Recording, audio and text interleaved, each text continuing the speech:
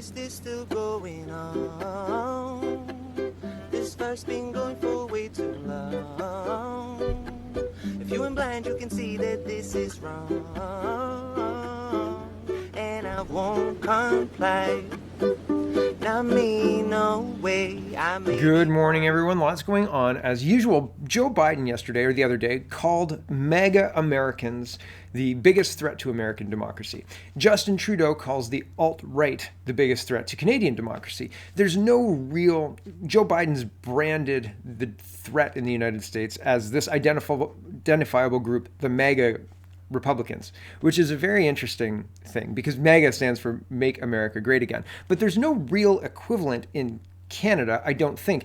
People in Canada don't like Donald Trump, but they're not willing to dislike Pierre Poilievre in the same way. And that's necessary to get the MAGA Republicans being accepted by the masses as the bad guys, right? And that's what the point is, but it doesn't really matter because the broad strokes of who the bad guys are is already laid out in Canadian politics. And what we're watching, what we're seeing is the firming of this up. They're trying to build on this to take next steps, I think. You've got Trudeau, you've got Biden using this similar language, and you've got politicians at every level in Canada as well, putting policies in place that harm our countries, not just in Canada, but across the UK, even in the United States. Biden is an example, but across Europe, across Australia, across the West, we've seen all sorts of bad policies put in place. And then when people respond, like the Gilets Jaunes, that's called terrorism. It's a provocation with bad policies, and when the predictable backlash happens, the politicians don't back down. They say, haha, we told you they're racist, and this is what racist people do when blah, blah, blah.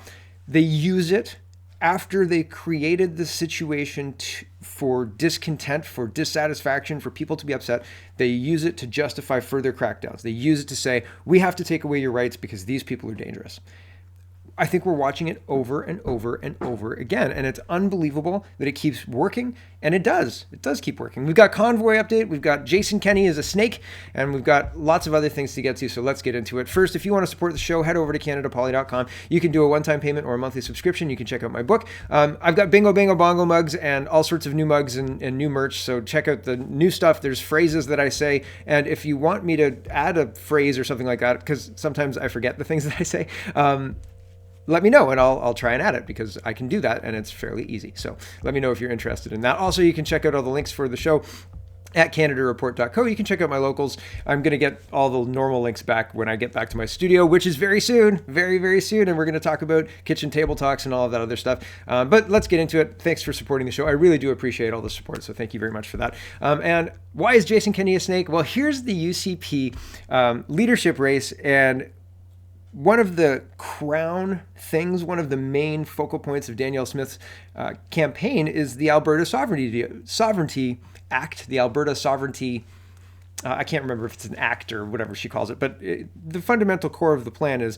if something that Ottawa does is stupid and they tell us to do it, we're not going to do it, and we're going to use this bill to say no.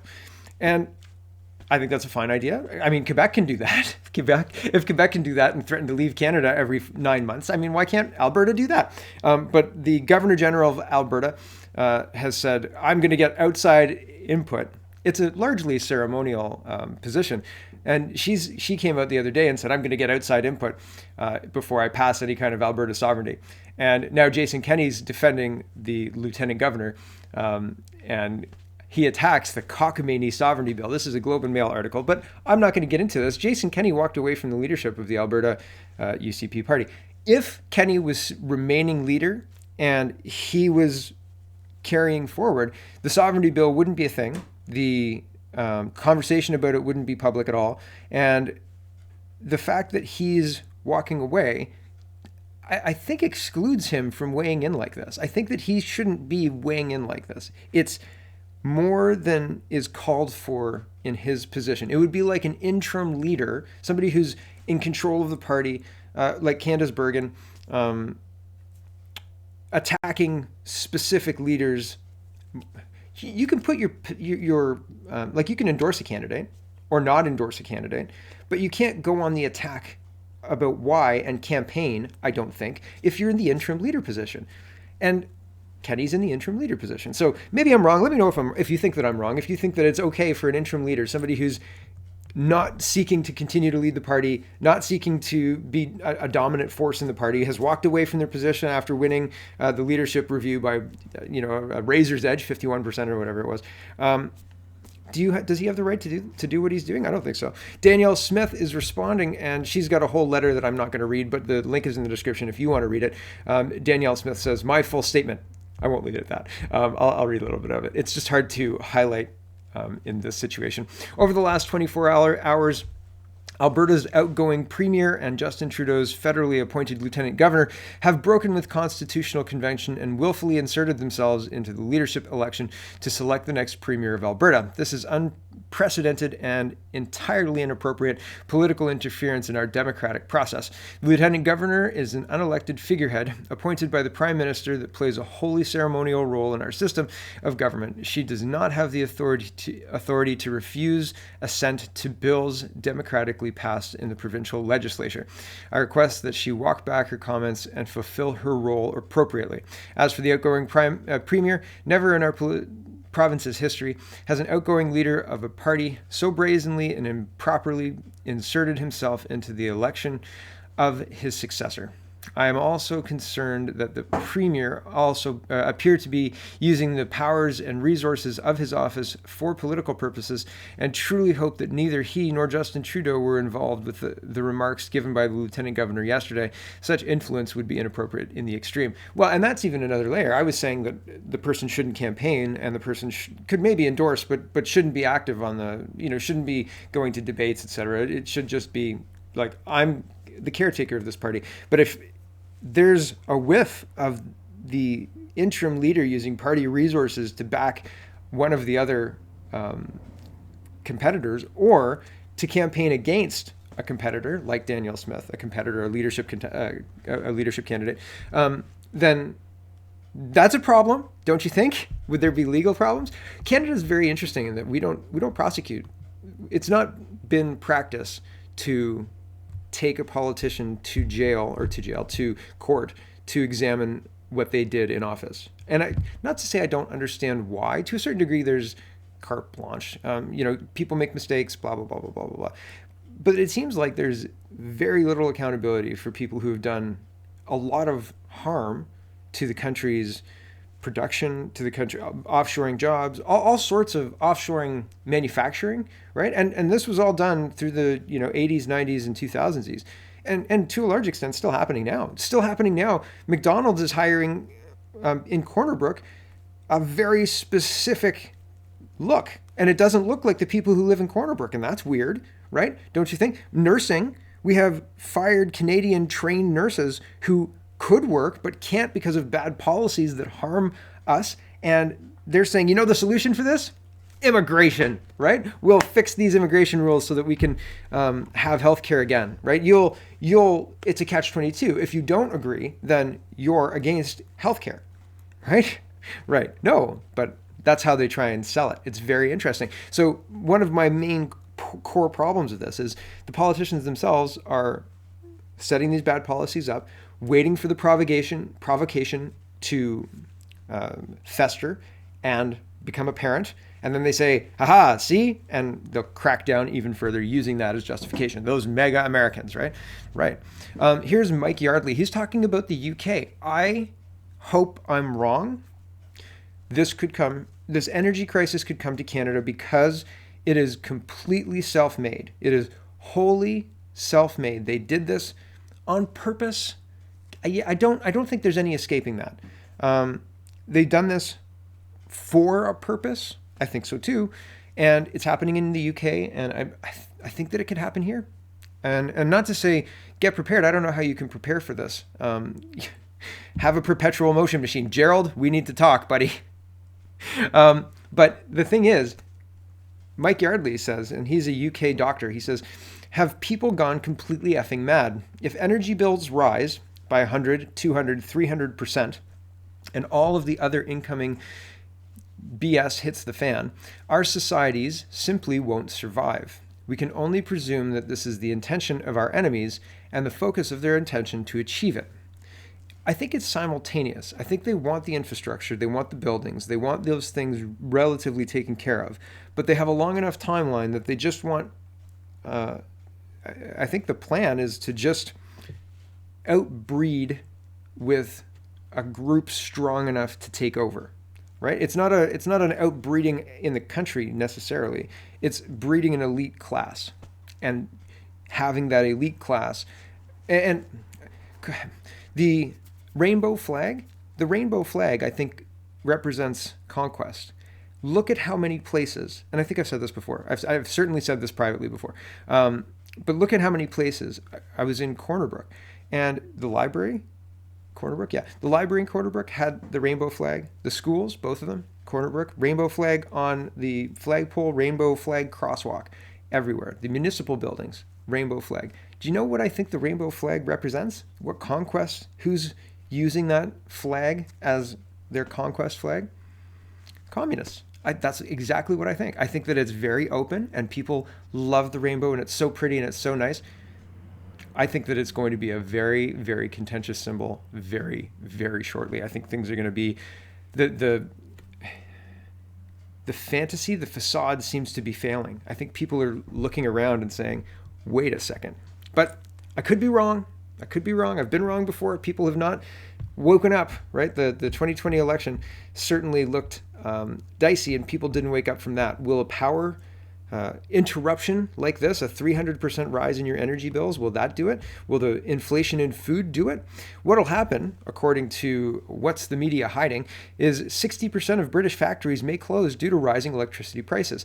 This is reported by Bloomberg with reference to the industrial organization Make UK. Skyrocketing energy bills threaten to ruin 6 out of 10 British manufacturers, according to a poll. Now, I don't have a link to the poll. If I could find a link to the poll, I would have the link, but I couldn't find it, so apologies. This is speculation on Twitter at this point in time. Could that many factories fail? If that many factories fail and the associated jobs fallout happens, that would be bigger than the 2008 meltdown where they bailed out the auto sector. And the reason they bailed out the auto sector was the associated taxes would cripple the tax base. One of the reasons would cripple the tax base, and they were worried about losing out on the tax money if all those people didn't have jobs in jobs making a couple $100,000 a year in an industry like an auto industry, because it's a very lucrative industry. You can make things, expensive things pretty quickly, right?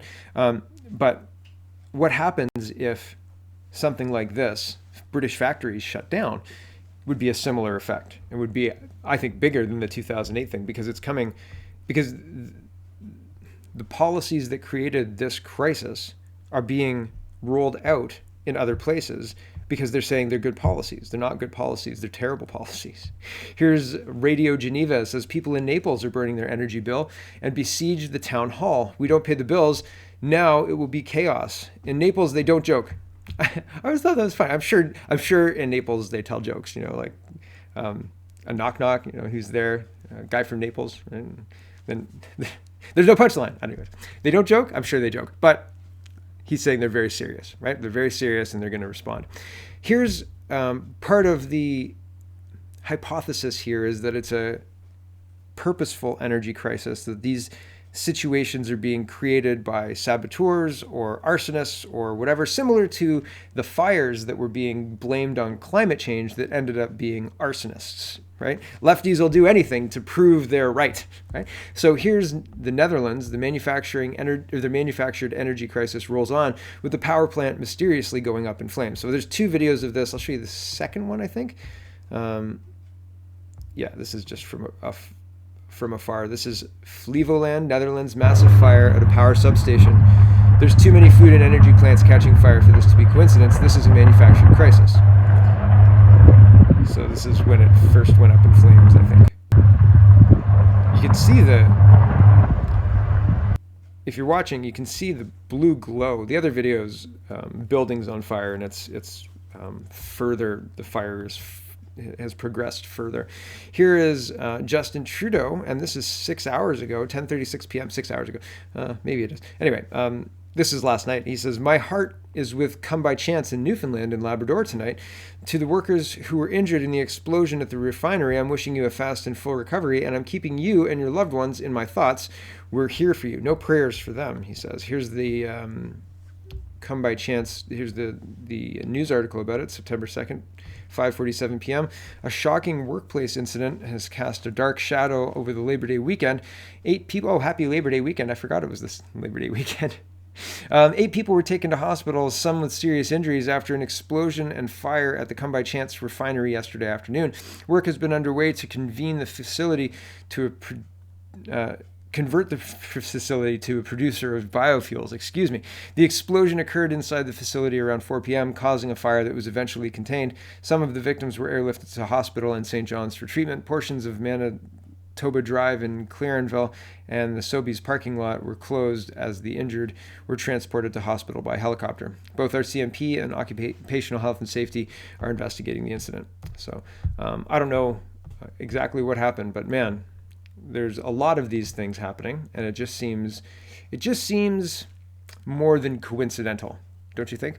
Here's Canadian Mom, and she says, Trudeau and Biden are now both making speeches where they make statements along the lines of, if you're not on our team, you're on the wrong team, the evil team that hates democracy. It's getting creepy how coordinated and similar it all is, feeling like something really bad is coming. Have you noticed the energy crisis in Europe? Here's Joe Biden, and I think that it's super funny, and I really do think it's funny when people say, I don't like Trump, but, right? They have to couch any kind of, this guy's worse than Trump with, I don't like Trump, but I just think that's a strange 2022ism, I guess. I'm not sure. It's just funny to me. John says, I'm not a Republican and I have zero admiration or respect for the Republican Party, let alone Donald Trump, who I've reviled since before he was president. Oh, I hated him before it was cool to hate him. I'm sure you did, John. That said, I consider this iteration of the Democratic Party to be the greatest threat to U.S. democracy in my lifetime. This is the part of the speech yesterday, and yesterday I said it was Nazi imagery, or people were saying that there was Nazi imagery. And the September 1st speech given by Joe Biden echoed the September 1st Reichstag speech by Hitler when he took over as chancellor. I didn't realize they were on the same date. I didn't realize they were on the same calendar date, September 1st. That's weird. With the imagery, right? Anyway, the imagery is such that there are Marines standing in front of a blood-red bricks, I guess. This is full intimidation. Joe Biden's in a black suit, gray tie, and the presidential seals on a black background. And the imagery here is very, very scary. I don't think there's any I don't think there's any modifier needed. It's just a scary image because of what they're trying to evoke, success. Here's Joe Biden saying the MAGA Americans are the biggest threat to democracy. Here we go. And now, America must choose to move forward or to move backwards, to build a future or obsess about the past, to be a nation of hope and unity and optimism, or a nation of fear, division, and of darkness. MAGA Republicans have made their choice. They embrace anger. They thrive on chaos. They live not in the light of truth, but in the shadow of lies. But together we can choose a different path. So he's claiming the MAGA Republicans are living in darkness and lies. Says the Sith Lord in front of his stormtroopers, right? Like, holy smoke! It looks, light and darkness is a trope that's as old as the sun and the moon, right? Like the sun and the moon are the light and the darkness that we talk about here. And it would be like the darkness telling you, don't listen to that light. They're not telling you the truth, that light, right? From the darkness, listen to me, don't listen to them. They're liars, right? Those lying liars. Mandy says, those people with unacceptable views, according to Justin Trudeau, sewer rats. I don't remember him calling people sewer rats. He called a lot of people racist, misogynist, tax cheats. Yeah, remember when he called small business people tax cheats? Neanderthals, homophobes, Islamophobes, xenophobes, climate deniers. What is a climate denier? There's definitely a climate. Today, cold. I don't deny the climate. It's certainly a climate. Here we are in a climate. Ambulance chaser. I don't remember the ambulance chaser one. Anti-vaxxers. Hate directed at Canadians by those same politicians that stoke division. Now here is CTV News on August 31st saying, unfortunate that politicians have to rethink security in light of hate-filled attacks, that Justin Trudeau says. And the hate-filled attacks are certainly by this guy here. This is Elliot McDavid in his own words, and he's the gentleman in Alberta that called out Chrystia Freeland, says this tweet, and he responds to the media and politicians' attacks and unfounded accusations against him. Here we go. Good evening, everybody. Elliot McDavid here.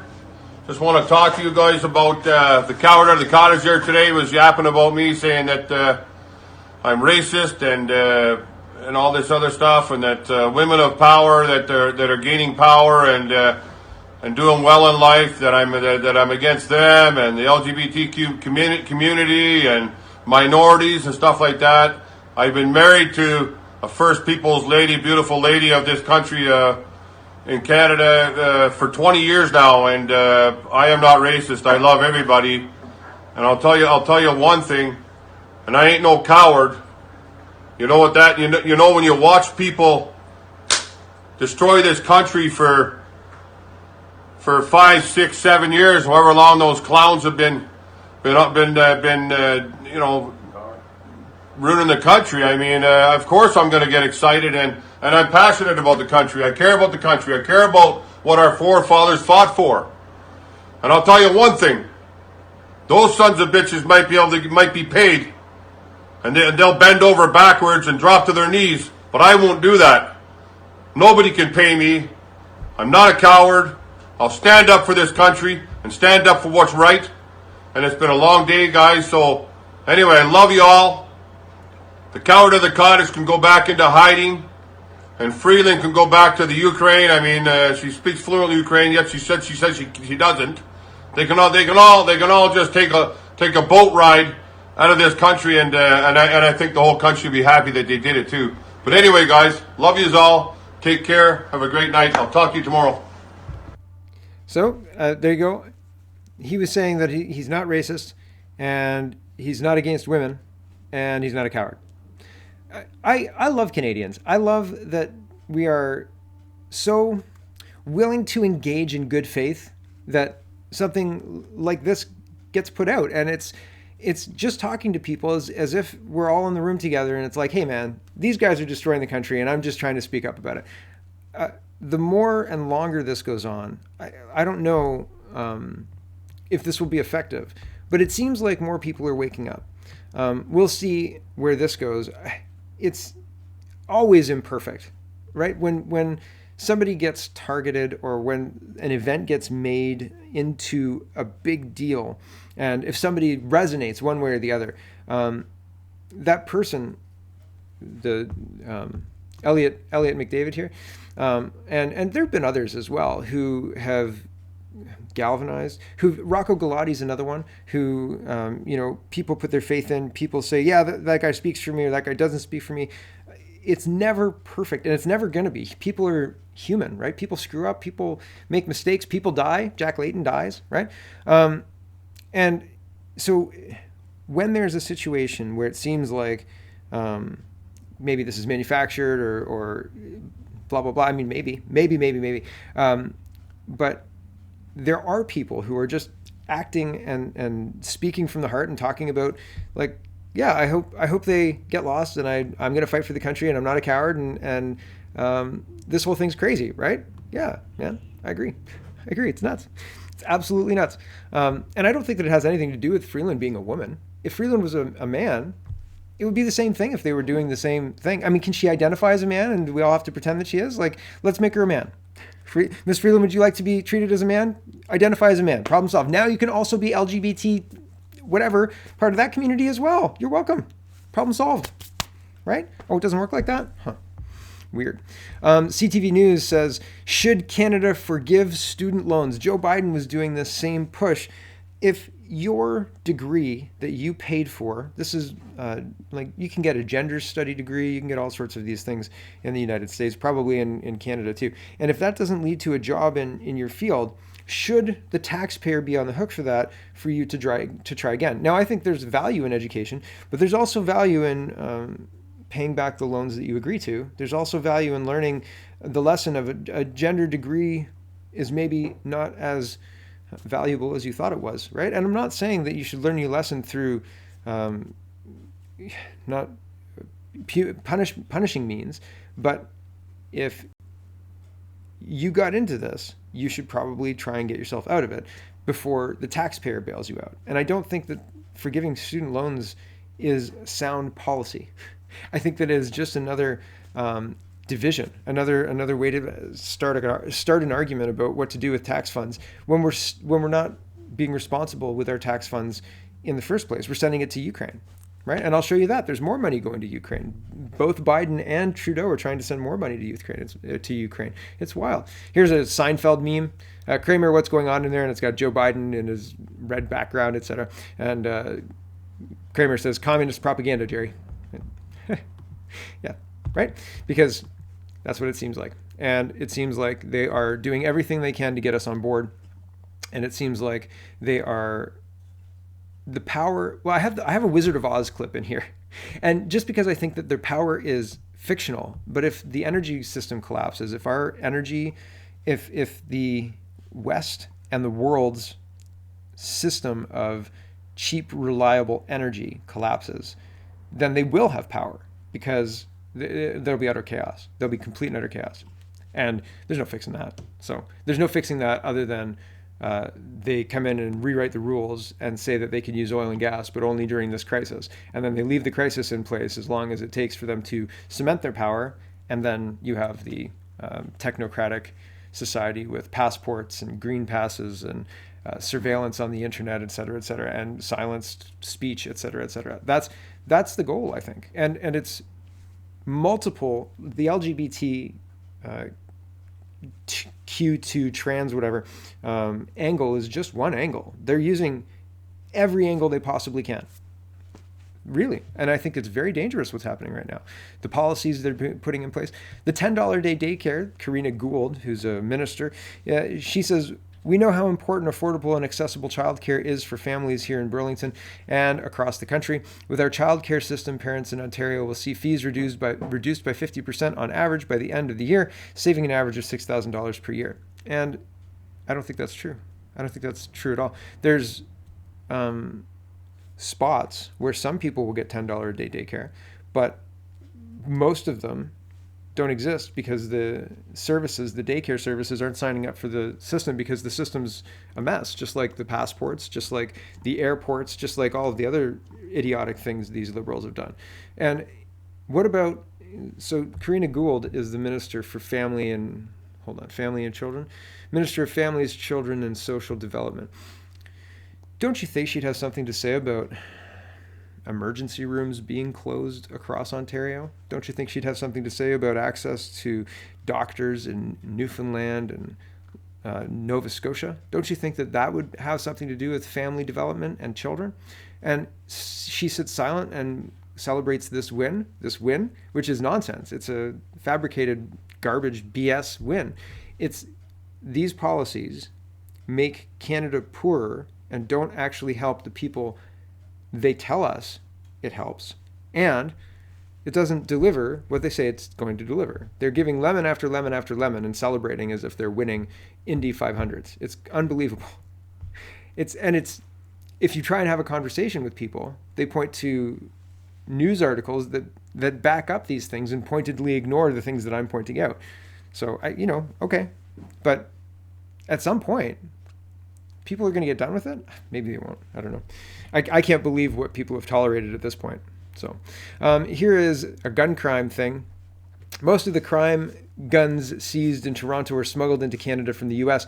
This article goes through the Toronto Police Twitter and uses the numbers gained from the Toronto Police Twitter to prove that the gun bans and handgun bans don't do anything, and most of the guns used in Toronto gun crime are smuggled guns, American guns, and the long gun ban and the handgun ban, all it does is harm retailers and very law-abiding citizens. So that's basically what the article says. And yeah, again, it's selling one thing. We're going after we're trying to fix gun crime. And the reality of the situation is they're going after legal gun owners for, there's a bird in the garage here. Anyway, they're going after legal gun owners for owning guns. And who else did that in history? Right? Yeah. Rhymes with the communists. CTV News says, new organizers of the Freedom Convoy protests in Ottawa have asked a court to unfreeze $450,000 in donations they received so they can pay for lawyers to represent them at an upcoming public inquiry into the Emergencies Act. So the public inquiry is actually delayed by 4 weeks. Here's that news. So Andrew Lawton says, breaking hearings into Justin Trudeau's invocation of the Emergencies Act have been postponed nearly 4 weeks as Commissioner Paul Rouleau undergoes an unplanned surgery. Yowza. That's some great healthcare you got in Canada there, eh? Unplanned surgery, just quick. We just got to delay 4 weeks so we can heal up. I wonder what the circumstances are there, right? But I think that it's interesting that the reason for freezing the funds was because they said that they were terrorists and it was ill-gotten funds. But that's been proven to be a false story. I think that the stories have been retracted, but the funds haven't been unfrozen. I wonder why. Don't you? I think it's such an interesting thing that the government has not responded to the facts of this case and acted in good faith to unfreeze the accounts. Isn't that weird? I think that it is. And because you think that the government would be bound by some kind of rules, right? Some kind of rules of engagement when engaging with citizens if they're accused of certain things and then those accusations go up in smoke and are not proven and unable to be proven and the news media gets retracted. You'd think that something would have to happen, some kind of retraction. And speaking of the Freedom Convoy, a lot of people were saying if they were protesting for climate, they'd be celebrated. Yes, they wouldn't be being accused of going to try and overthrow the government. Here is people in the UK who went into the House of Commons and glued themselves to the Speaker's chair to talk about climate, right? And Sky News is reporting Extinction Rebellion, which is an absolutely idiotic group of idiots. Extinction Rebellion protesters have superglued themselves to the Speaker's chair in the House of Commons, demanding a citizens' assembly to discuss the climate crisis. You can read the full story here. So that's okay because they're protesting climate and they need to be listened to. But if you had some trucks and you honked outside of the legislature, that's an insurrection, and that's a big problem, right? We've been talking as well about Environment Canada hiring enforcement, and they're pushing back on these reports, saying we are aware of some misleading reports on social media suggesting that we're creating a new enforcement function. This is false, and the record needs to be set straight. See, the thing is, a new enforcement function, I don't think anybody said that. What they said was there's a police force being built outside, over and above what used to be there, and it's concerning considering what's happening with Joe Biden and the rhetoric he's using, and Justin Trudeau and the rhetoric he's using, and cracking down on citizens who have concerns with their government is typically what the bad guys do, right? Anyway, Environment Canada blue checkmark continues. Our environment enforcement branch is not new. It was officially formed in 2008. Our officers enforce many pieces of federal environmental legislation that prevents pollution and protects Canada's wildlife and biodiversity. Have they always needed billy clubs and handcuffs? Number 3, there are not climate change enforcement officers. Our environmental officers spend most of their time enforcing legislation and regulations that prevent pollution, such as the pollution prevention provision of the Fisheries Act. Wildlife officers enforce legislation like the Species at Risk Act to protect many of Canada's precious species. Oh, well, you need handcuffs for that, right? Lots of precious species poachers in Canada. Our offices are working across Canada and are designated peace officers under the Environmental and Climate Change Canada legislation and Climate Code. This has been building a very long time. This was in 2008. This was brought in by Harper, I guess. I would be interested to see the evolution of the powers, right? The department regularly recruits and is in the process of hiring new officers to maintain its existing workforce. We are also in the process of moving our offices officers and other employees are moving from the current Winnipeg offices to another location. The floor plans shared on social media are real, but the way the facility is being described is completely false. Our enforcement officers are professional, dedicated, and highly trained, and we are proud of their work and that they do each day to protect Canada's environment, wildlife, and habitat. So they're confirming that the plans are real, but the way the facility is being described is false. I wonder if they could get into that further. I mean, I wonder if Kian could do an interview and say, walk me through these containment rooms, please. Right? Which part of describing that is incorrect? True North is reporting, moving on to travel. The Department of Transport employed lawyers to teach the travel industry how to turn down religious COVID-19 vaccine exemptions. That's not surprising to me. They acted like they were on very sturdy legal ground when they were clearly not. And it doesn't matter. It's like George Bush, and I didn't like George Bush as a president. Blah, blah, blah, blah, blah.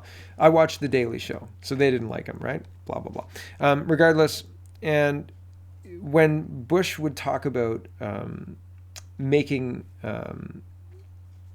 a legal opinion, it was dismissed by The Daily Show. It would be dismissed, right? It would be alluded to that the opinion was paid for somehow, or that the opinion was faulty, or that the opinion didn't have validity, but they got it anyway. And there were things that Bush did. Abu Ghraib, there was legal opinions that torturing people was okay. I disagree with that. I don't think that there's any situation where a legal opinion could override what are the international torture accords? The Geneva Convention? Is that what it is? So I just don't think that a lawyer could be like, these Geneva Convention looks pretty flimsy to me, right? I just don't think so. And I think that it's interesting how the Department of Transport can behave as if they are super, super certain that your body belongs to them, right? And if you have a religious exemption, if it's between you and your God, sorry, this piece of paper here and my lawyer says no, like you and your God, yeah, but here's the regulation, right? No, I don't think so. And so I'm not surprised by this. I think that it's dirty, it's underhanded, and it's exactly what I've come to expect from the Canadian government, because they're kind of a-holes, right? Here's Dr. Tam, remember Dr. Glory Hole herself? Oh, I like that. I think I'll keep that. She says, while COVID-19 continues to circulate, really, staying up to date with COVID-19 vaccinations and personal protective practices remains important for lowering the risk of infection and spreading disease, including for other respiratory viruses. That's not backed up by any data, is it? I haven't seen any data to back that up at all. In fact, it seems like 6 feet distance and wear a mask and all that other stuff, it didn't do a damn thing. It didn't do one darn thing at all. It didn't help anybody. In fact, all it did was create division and sow discontent and hurt kids. And that's intolerable, right? And Matt says, like this, Dr. Tam, last week versus this week, unvaxxed in 1 week, cases up to 3,115, hospitalizations up to 208, deaths up to 34. Fully vaxxed and boosted in 1 week, cases up to 11,588. Hospitalizations up to 1,004 and deaths up 219. How many doses stop hospitalizations and death, right? And the more doses you get, it seems like the higher chance of being at the hospital or dying.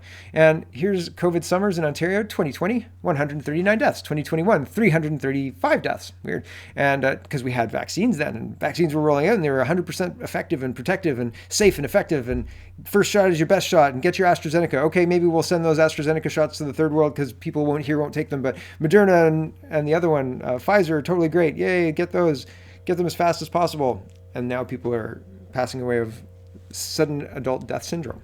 Right, 2022 deaths, 615. Very interesting. I heard way back in 2021 that there's a whole conspiracy theory going around, and I'll say it like that because I don't know if I haven't looked into it really all that much. But it says that germ theory is not true. Viruses don't exist, and that your system needs to be primed to do something like it was some green text on 4chan, I think I read. But basically it said, you know the movie Outbreak? And in Outbreak, there's a monkey, and the monkey is sick, and the monkey gets a human sick, and then the human gets everybody sick. And they said, it doesn't work like that.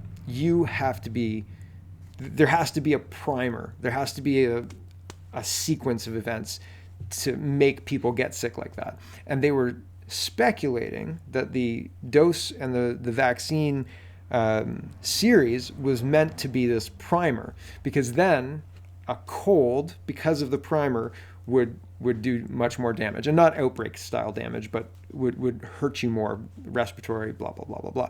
And I read that and I thought, it's kind of along the lines of the Murex chicken thing. Basically, Murex is a bad disease for chickens, but if you get the vaccine and you don't get it, but if everybody around you is vaccinated and you don't, and you're not vaccinated, you die.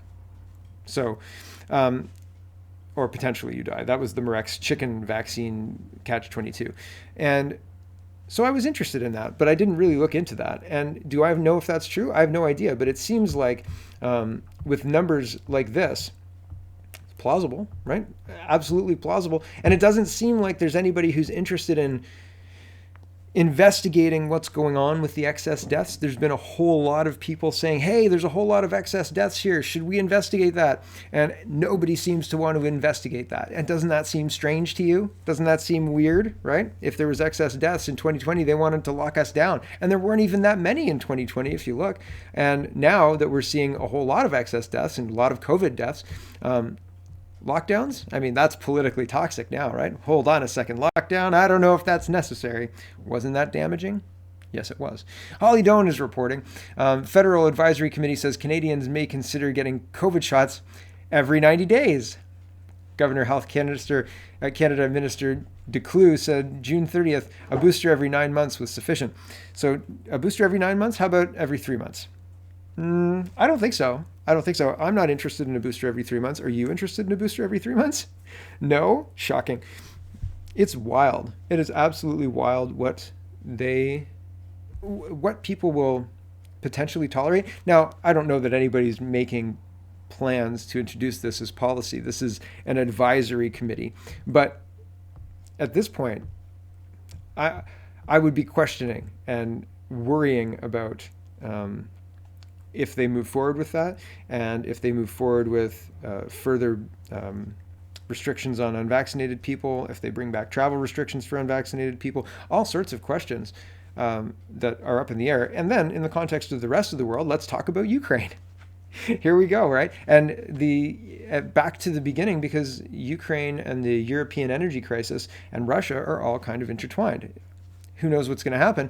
But it seems like the Gazprom, one of the pipelines sending natural gas to, I believe it's natural gas to Europe, is being shut down or shutting down a pump. Gazprom suspends operation of pumping unit at Portovoya station. I'm saying that wrong, but one of the places, statement, right? So they're shutting that down. At the same time, the Russians prevented a Ukrainian group from taking control of the nuclear site of a nuclear power plant, and then attempting to create a false flag situation using that nuclear site. I have no idea, but this is the United Nations thanking Russia for taking the actions it took to protect the UN inspectors and protect the nuclear station. The raid was unsuccessful. They didn't gain control of it. This is from the UN yesterday. Wild. Defense Ministry today, it's about the IAEA mission to the Zaporozhye nuclear power plant.